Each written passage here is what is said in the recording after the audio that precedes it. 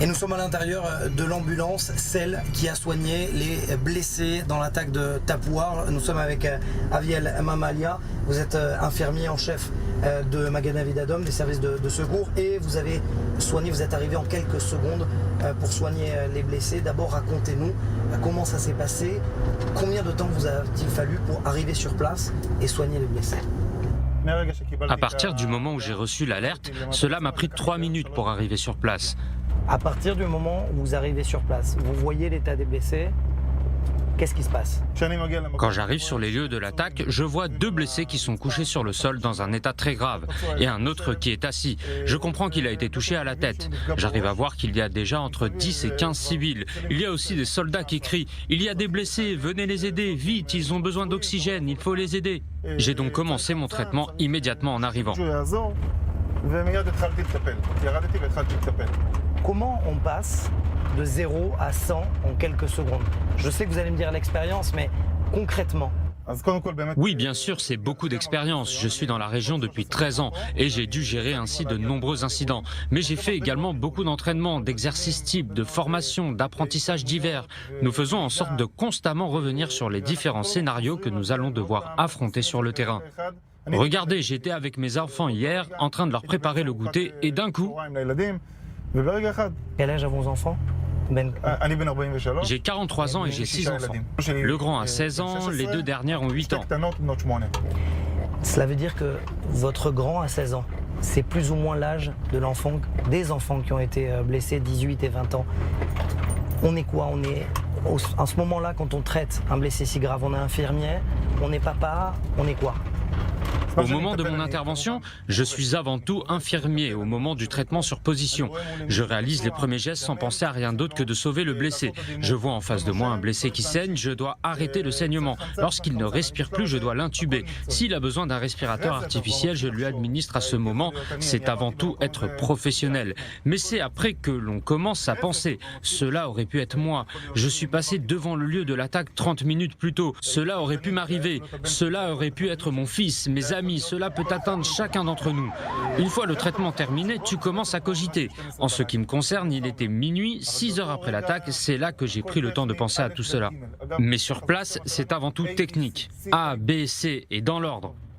Ce n'est pas la première attentat que vous connaissez, que vous avez rencontré, face auquel vous avez dû traiter des blessés. Dans quel état d'esprit on est quand il y a un attentat après l'autre?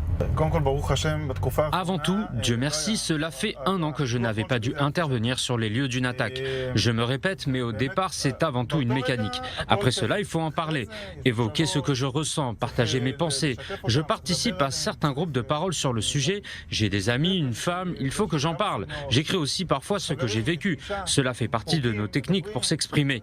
Il y a les premiers soins de santé et les premiers soins moraux.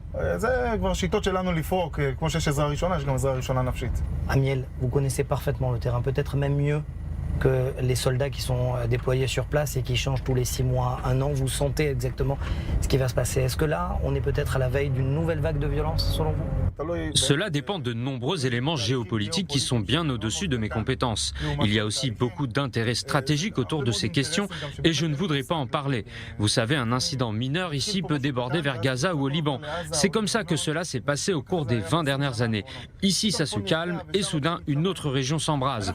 On ne peut pas faire confiance à la situation. Nous sommes obligés d'être prêts tout le temps.